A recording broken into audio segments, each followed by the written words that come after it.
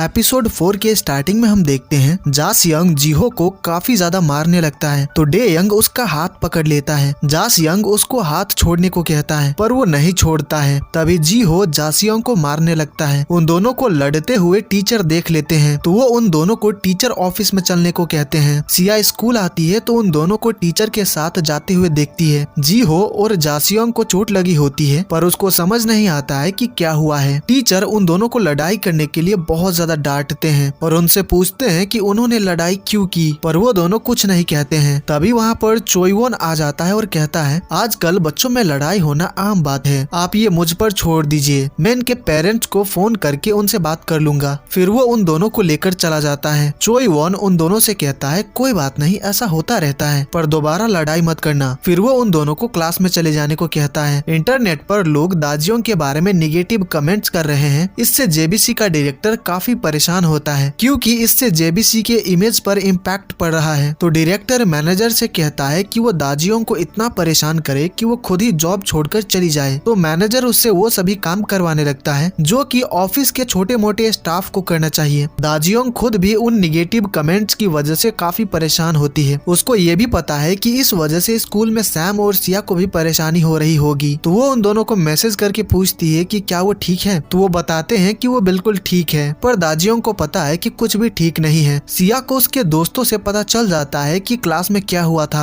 सिया काफी गुस्से में होती है तो वो जासियंग के पेट पर जोर का पंच मारती है और कहती है अगर तुमने फिर से मेरी मॉम के बारे में कुछ भी बोला या फिर मेरे भाई सैम को बुली किया तो तुम्हारे लिए अच्छा नहीं होगा, मैं तुम्हारा इससे भी बुरा हाल करूंगी। जीहो के चेहरे पर चोट लगी होती है तो डेयंग उसको आइस पैक देता है जो कि वो अपने चोट पर रख लेता है। सिया क्लास में आती है तो वो जीहो को मैसेज करके पूछती है कि वो ठीक है कि नहीं और क्लास खत्म होने के बाद कन्वीनियंट स्टोर पर मिलने आने को कहती है। तभी जासियंग क्लास में आता है तो वो देखता है कि जीहो सिया को देख रहा है। ये जासियंग को अच्छा नहीं लगता है। रात को जेबीसी के सभी एम्प्लॉइज टीम डिनर पर आते हैं और डिनर के लिए जीहुन और उसके सभी टीम मेंबर्स भी आए होते हैं। जिस प्लेयर ने दाजियोंग पर पानी फेंका था वो दाजियोंग से माफी मांग लेता है और दाजियोंग उसको माफ भी कर देती है। डायरेक्टर जीहुन को होंगजू नाम की लड़की से मिलवाता है। वो भी एक अनाउंसर है और दाजियोंग के साथ ही उसने कंपनी ज्वाइन किया था। डायरेक्टर जीहुन से कहता है अब से होंगजू तुम्हारा इंटरव्यू लेने आएगी, पर जीहुन मना कर देता है। वो कहता है मैं चाहता हूँ कि मेरा इंटरव्यू मिस दाजियोंग ही ले। डायरेक्टर उसको मना नहीं कर सकता इसलिए वो मान जाता है और उनकी बातें दाजियोंग भी सुन लेती है। वही सैम और डे यंग बास्केटबॉल प्रैक्टिस कर रहे होते हैं पर सैम काफी परेशान होता है क्योंकि स्कूल में सभी लोग उसकी मॉम के बारे में ही बात कर रहे हैं जो कि उसको अच्छा नहीं लग रहा है और उसको अपनी मॉम की काफी चिंता भी हो रही है। तो डेयंग उसको समझाता है कि उसको इतना परेशान होने की जरूरत नहीं है, कुछ ही दिनों में सभी लोग इस बात को भूल जाएंगे और सब कुछ ठीक हो जाएगा। साथ ही उससे ये भी कहता है कि अगर तुम्हें अपनी मॉम की चिंता हो रही है तो तुम्हें उनको फोन करके उनका हालचाल पूछना चाहिए। अगर तुम उनसे कहोगे कि सब कुछ ठीक हो जाएगा तो उनको काफी अच्छा लगेगा। फिर सैम घर आकर अपनी मॉम को कॉल करता है और उनका हालचाल पूछता है जिससे दाजियोंग को काफी अच्छा लगता है। तभी जीहुन बाहर आता है तो दाजियोंग उससे पूछती है क्या तुम सच में मेरे साथ इंटरव्यू करना चाहते हो। जीहुन कहता है तुम्हें क्या लगता है क्या मैं अंदर मजाक कर रहा था। जीहुन ने अंदर उसका साइड लिया था जिसके लिए दाजियोंग उसको थैंक्स कहती है। साथ ही वो ये भी कहती है कि आगे से फिर कभी वो ऐसा ना करे। वही स्टोर पर सिया जीहो से कहती है मैं अपना ख्याल खुद रख सकती हूँ इसलिए आगे से फिर कभी ऐसी हरकतें मत करना। हमें थोड़ा पास्ट का सीन दिखाया जाता है। कुछ लड़के जीहो को बुली कर रहे होते हैं। जीहो के डैड नहीं है इस बात को लेकर उसका मजाक उड़ा रहे होते हैं। तभी वहाँ पर सिया आती है और जीहो का साइड लेती है। वो उन लड़कों पर गुस्सा करती है और कहती है अगर तुम लोगों ने फिर से जीहो को बुली किया तो मैं तुम सबको बहुत मारूंगी। फिर वो जीहो का हाथ पकड़कर उसे ले जाने लगती है। तभी एक लड़का फिर से जीहो के डैड को लेकर उसका मजाक उड़ाने लगता है जिससे सिया गुस्सा हो जाती है और उस लड़के को पीटने लगती है। इन बातों को याद करके जीहो स्माइल करने लगता है जो देखकर सिया कहती है लगता है मार खाकर पगला गए हो। फिर वो जीहो के चोट पर बैंडेज लगा देती है जिससे जीहो को बहुत अच्छा लगता है। जब सिया काम करने लग जाती है तभी स्टोर पर डेयंग आता है। वो खाना और कोल्ड ड्रिंक खरीदता है और सिया से कहता है ये तुम्हारे लिए है, कोई फर्क नहीं पड़ता कि तुम ये जॉब क्यों कर रही हो, लेकिन तुम्हें टाइम पर और अच्छे से खाना चाहिए और काम खत्म करके सेफली घर चली जाना। इतना कहकर वो चला जाता है। डेयंग के ऐसा करने से सिया काफी हैरान रह जाती है। वो सोच में पड़ जाती है कि उसने ऐसा क्यों किया, पर जीहो थोड़ा जेलस फील करता है। फिर हम देखते हैं डायरेक्टर दाजियोंग के कलीग्स को काफी ड्रिंक पिला रहा होता है। उनको पीने का मन नहीं होता है पर डायरेक्टर के कहने पर जबरदस्ती पीना पड़ रहा होता है, जो देखकर दाजियोंग को अच्छा नहीं लगता है। तो दाजियोंग उनके पास आती है और अपने कलीग्स को चले जाने को कहती है। फिर वो डायरेक्टर के साथ बैठ जाती है और उनके लिए बहुत बढ़िया सा ड्रिंक बनाती है और साथ ही ऐसा नाटक भी कर रही होती है कि वो भी उनके साथ ड्रिंक कर रही है। वो सिचुएशन को काफी अच्छे से हैंडल करती है। डायरेक्टर को भी काफी मजा आने लगता है। ये सब देखकर जी हुन फिर से काफी इम्प्रेस होता है। वो पूरे टाइम दाजियोंग को ही देखता रहता है। फिर जब डिनर के बाद दाजियोंग घर के लिए निकल रही होती है तो जीहुन आकर उससे बात करने लगता है। वो इनडायरेक्टली दाजियोंग के साथ फ्लर्ट करने लगता है। दाजियोंग उसका इंटरव्यू लेने वाली है, इस बहाने जीहुन उसका नंबर भी मांग लेता है। जीहुन जब टैक्सी से घर जा रहा होता है तो वो इंटरनेट पर चेक करता है कि लोगों ने दाजियोंग के बारे में क्या क्या कमेंट किया है। उन कमेंट्स को देखकर जीहुन को अच्छा नहीं लगता है तो वो उस वीडियो पर कमेंट करता है कि मैंने इस वीडियो को फिर से देखा और मुझे तो अनाउंसर काफी कूल लगी। वहीं जब दाजियोंग घर जा रही होती है तो दो बदमाश आदमी रास्ते में दाजियोंग से बदतमीजी करने लगते हैं, पर तभी वहाँ पर डेयंग पहुँच जाता है और उन आदमियों को अच्छा सबक सिखाता है। फिर वो दाजियोंग को घर छोड़ने जाने लगता है। दाजियोंग उससे पूछती है कि वो इतनी रात को बाहर क्या करने आया था, तो डेयंग बताता है कि वो किसी को देखने आया था। दाजियोंग पूछती है तो क्या तुमने उसको देख लिया? डेयंग हाँ कहता है क्योंकि वो दाजियोंग को ही देखने आया था। दाजियोंग का घर आ जाता है तो वो डेयंग को घर चले जाने को कहती है। फिर वो अंदर जाने लगती है तो डेयंग कहता है हार मत मानिएगा, फाइनली आपका सपना पूरा हुआ है तो आप बस अपने काम पर ध्यान दीजिए। सैम और सिया का ख्याल मैं रख लूंगा, मैं हमेशा उनके साथ रहूंगा। ये सब सुनकर दाजियोंग को काफी अच्छा लगता है। तभी टैक्सी आ जाती है तो डेयंग चला जाता है। दाजियोंग अंदर जा रही होती है तो उसके लिए कुछ लेटर्स आए होते हैं जिनको लेकर वो अंदर चली जाती है। उन लेटर्स में से एक लेटर डेयंग का रेजिग्नेशन सर्टिफिकेट होता है, जो देखकर दाजियोंग शॉक्ड हो जाती है। उसके अगले दिन दाजियोंग जीहुन का इंटरव्यू लेने आती है। उनके पीछे कुछ प्लेयर्स प्रैक्टिस कर रहे होते हैं तो बॉल दाजियोंग को लगने वाली होती है पर जीहुन बॉल पकड़ लेता है, जो देखकर सभी लोग काफी सरप्राइज रह जाते हैं। फिर दाजियोंग अपना इंटरव्यू कंटिन्यू करती है और इंटरव्यू काफी अच्छा जाता है। वहीं स्कूल में सभी लोग फिजिकल क्लास के लिए आए होते हैं। तभी सिया का पेट काफी दर्द करने लगता है और वो बेहोश होकर नीचे गिर जाती है। ये देखकर डेयंग काफी परेशान हो जाता है तो वो सिया को अपनी पीठ पर उठाता है और भागते हुए उसको हॉस्पिटल ले जाने लगता है। हॉस्पिटल स्कूल के बगल में ही है। जीहुन और दाजियोंग बात कर रहे होते हैं तभी दाजियोंग को मिस यूजिन का कॉल आता है और उसको सिया के बारे में पता चलता है तो वो जल्दी से हॉस्पिटल के लिए निकल जाती है। वहीं डॉक्टर बताते हैं कि स्ट्रेस की वजह से सिया को स्टमक क्रैम्प्स आया था। डरने की कोई बात नहीं है, वो रेस्ट करेगी तो ठीक हो जाएगी। डेयंग सिया के साइड में बैठ जाता है और उसका सिर सहलाने लगता है और कहता है तुम सच में अब बड़ी हो चुकी हो, पर इतनी सी उम्र में आखिर तुम्हें किस बात का स्ट्रेस है? तभी सिया को होश आ जाता है तो वो कहती है तुम ये क्या कर रहे हो? वो उसका हाथ हटा देती है और पूछती है तुम मेरे पास क्यों बैठे हो? तो डेयंग कहता है क्योंकि मैं ही तुम्हें उठाकर यहाँ पर लेकर आया था, क्या तुम्हें याद नहीं है? ये जानकर सिया हैरान रह जाती है। वो कहती है अगर ऐसा है तो चुपचाप यहाँ से चले जाते ना, और तुम्हारी हिम्मत कैसे हुई मुझे टच करने की? क्या तुम्हें मेरे हाथों से मरना है? उसकी बातें सुनकर डेयंग हैरान रह जाता है। फिर हम एरिन और डियोक्जिन को साथ में देखते हैं। दरअसल उन दोनों का ऑफिस एक ही बिल्डिंग में है। एरिन एक लॉयर है और उसने खुद का एक लॉ फर्म खोल रखा है। वहीं डियोक्जिन की कंपनी गेम बनाती है। डियोक्जिन को डेयंग का कॉल आता है। उसको सिया के बारे में पता चलता है कि वो बीमार है और हॉस्पिटल में एडमिट है। तभी डियोक्जिन मिस यूजिन की आवाज सुनता है। वो भी डेयंग के साथ हॉस्पिटल में होती है। इस वजह से डियोक्जिन हॉस्पिटल जाने का डिसाइड करता है। सिया को जी हो मैसेज करके बताता है कि वो स्टोर पर उसका शिफ्ट पूरा कर रहा है, जो जानकर सिया को बहुत अच्छा लगता है। वो उसको थैंक्स कहती है। कुछ देर बाद डियोक्जिन और एरिन हॉस्पिटल आते हैं। डियोक्जिन अपने साथ बुके भी लेकर आया होता है, पर वो सिया के लिए नहीं बल्कि मिस यूजिन के लिए होता है। डियोक्जिन सिया का हालचाल पूछता है कि वो ठीक तो है ना। फिर वो डेयंग से पूछता है कि मिस यूजिन कहाँ पर है, जिससे सिया को समझ आ जाता है कि वो यहाँ पर क्यों आया है। एरिन सिया के लिए जूस लेकर आई होती है तो डेयंग कहता है सिया को स्टमक क्रैम्प्स आया था जिसकी वजह से वो अभी जूस नहीं पी सकती है। तभी वहाँ पर दाजियोंग भी पहुँच जाती है। वो सिया से उसका हालचाल पूछती है कि वो कैसी है, वो ठीक तो है ना। उन तीनों को देखकर दाजियोंग पूछती है कि वो लोग यहाँ पर क्यों है, तो एरिन कहती है सिया बीमार है तो हम कैसे नहीं आते। सिया डेयंग से कहती है मेरी मॉम अब आ चुकी है तो तुम जा सकते हो। दाजियोंग को पता चलता है कि सिया को हॉस्पिटल कोयू यंग लेकर आया था तो वो उसको थैंक्स कहती है। एरिन और डेयंग जूस पीने लगते हैं। तभी दाजियोंग मजाक करते हुए कहती है डियोक्जिन तुमने अपने बेटे को बहुत अच्छी परवरिश दी है तो क्यों ना हम दोनों इन लॉज बन जाए। ये सुनकर शौक के कारण एरिन और डेयंग जूस डियोक्जिन के मुंह पर थूक देते हैं और उसी वक्त वहाँ पर मिस यूजिन आ जाती है और डियोक्जिन की हालत देखकर चौंक जाती है। डियोक्जिन एम्बैरेसमेंट के कारण वहाँ से रोते हुए भाग जाता है। फिर दा जियोंग हॉस्पिटल का बिल पे करने आती है तो उसको पता चलता है कि किसी ने ऑलरेडी बिल पे कर दिया है। तभी दा जियोंग को चोई वोन का मैसेज आता है। उसने कहा होता है मैंने हॉस्पिटल का बिल पे कर दिया है, इसलिए चिंता मत करो, बस घर जाकर आराम करो। चोई वोन ने बिल पे किया है ये जानकर दा जियोंग को अच्छा नहीं लगता है। साथ ही वो इस बात को लेकर भी परेशान होती है कि डेयंग ने जॉब से रिजाइन कर दिया है, पर उसने ये बात उसको बताया नहीं है। साथ ही वो झूठ भी बोल रहा है कि वो इस वक्त बुसान में काम कर रहा है। फिर वो डेयंग को फोन करती है और उससे पूछती है कि वो कहाँ पर है। तो डेयंग कहता है मैंने बताया तो था मैं बुसान में काम कर रहा हूँ, तो मैं और कहाँ पर रहूंगा। दाजियोंग उसको बताती है कि सिया बीमार है और हॉस्पिटल में एडमिट है। अब डेयंग को ये बात पहले से ही पता है तो वो कहता है अच्छा ऐसा है, पर तुम चिंता मत करो, वो जल्दी ठीक हो जाएगी। दाजियोंग कहती है तुम्हारी बेटी बीमार है तो क्या तुम्हें उसकी जरा भी चिंता नहीं हो रही है? क्या तुम उससे मिलने भी नहीं आ सकते? क्या कोई बाप ऐसा करता है? जब भी कुछ होता है तो तुम कभी नहीं आते हो, या तो तुम बहुत थके हुए होते हो या फिर बहुत बिजी। जब भी हमें तुम्हारी जरूरत होती है तुम कभी भी हमारे साथ नहीं होते हो, इसलिए अब से तुम्हें हमारी चिंता करने की जरूरत नहीं है, क्योंकि अब हमें तुम्हारी कोई जरूरत नहीं है। इतना कहकर वो फोन कट कर देती है। डेयंग हॉस्पिटल के छत पर आ जाता है और वो काफी गुस्से में होता है। वो कहता है तुम्हें लगता है कि मैं कभी भी तुम्हारे साथ नहीं होता हूँ? तो चलो देखते हैं कि जब तुम्हें पता चलेगा कि मैं ही डेयंग हूँ तो तुम क्या कहती हो। जी हो सिया से मिलने आता है तो वो दोनों छत पर आकर बात करने लगते हैं। जी हो कहता है हम इतने सालों से दोस्त हैं, पर तुम मुझसे कभी भी अपनी प्रॉब्लम शेयर नहीं करती हो। देखो मैं तुम्हारी प्रॉब्लम को ठीक तो नहीं कर सकता, पर सुन जरूर सकता हूँ, इसलिए जब भी चीजें टफ हो तो तुम मुझे बताकर अपना मन थोड़ा हल्का कर सकती हो। ये सुनकर सिया को काफी अच्छा लगता है तो वो कहती है चलो ठीक है ऐसा ही करते हैं। मेरी मॉम ऐसा दिखाती है कि सब कुछ ठीक है, पर ऐसा नहीं है। मैंने सोचा था कि मेरी मॉम अब फाइनली अपना ड्रीम जॉब करेगी तो वो बहुत ज्यादा खुश रहेगी, पर प्रॉब्लम्स उनका पीछा ही कहाँ छोड़ती है। ये टाइम उनके लिए बहुत ही मुश्किल होगा, पर उन्होंने सब कुछ अपने अंदर दबा कर रखा है। कभी कभार मुझे ऐसा लगता है कि मेरी मॉम ने मेरे डैड से शादी करके गलती कर ली। जीहो पूछता है तुम अपने डैड को इतना हेट क्यों करती हो? तो सिया कहती है जैसा कि तुम देख ही रहे हो, आज के दिन भी वो नहीं आए जबकि मैं बीमार हूँ। एक्चुअली हमें जब भी उनकी जरूरत होती है तो वो हमारे साथ होते ही नहीं है। ये सारी बातें डेयंग भी सुन लेता है और उसको काफी बुरा लगता है कि उसकी बेटी उसके बारे में ऐसा सोचती है। वो काफी सैड होकर वहाँ से चला जाता है। सिया कहती है मेरे मॉम डैड का डिवोर्स हो रहा है। जब भी उनमें लड़ाई होती है तो मुझे ऐसा लगता है कि इसमें मेरी गलती है, क्योंकि उन्होंने मुझे रखने का डिसाइड किया था, और अब जब उनका डिवोर्स हो रहा है तो ऐसा लग रहा है कि ये सब मेरी वजह से ही हो रहा है। शायद मुझे पैदा ही नहीं होना चाहिए था। अगर मैं नहीं होती तो शायद उनकी जिंदगी बेहतर होती। मैं नहीं चाहती हूँ कि उनका डिवोर्स हो, भले ही मेरी भलाई के लिए ही, पर वो साथ रहे। ये सब बताते हुए सिया काफी इमोशनल हो जाती है। फिर हम डेयंग को देखते हैं। दा जियोंग और सिया ने जो कहा था वो उसी बारे में सोच रहा होता है और काफी ज्यादा सैड होता है। तभी उसको दा जियोंग का मैसेज आता है। उसने कहा होता है 2 दिन बाद हमारे डिवोर्स का फाइनल सेशन है, तो मैं उम्मीद करती हूँ कि तुम इसे अच्छे से खत्म करना चाहोगे। फिर 2 दिन बाद दा जियोंग कोर्ट में बैठी होती है और डेयंग का इंतजार कर रही होती है। तभी वहाँ पर डेयंग आता है। उसको देखकर दा जियोंग शॉक्ड हो जाती है। वो सोच में पड़ जाती है कि कोयू यंग यहाँ पर क्या करने आया है, और यहीं पर एपिसोड 4 खत्म हो जाता है। तो गाइज ये एपिसोड आपको कैसी लगी मुझे कमेंट करके जरूर बताइएगा। अगर आपको मेरा एक्सप्लेनेशन पसंद आया हो तो इस वीडियो को लाइक कर दीजिएगा और आगे के एपिसोड्स देखने के लिए चैनल को सब्सक्राइब कर लीजिएगा। तो मैं मिलता हूँ आपसे अगले वीडियो में। Take care,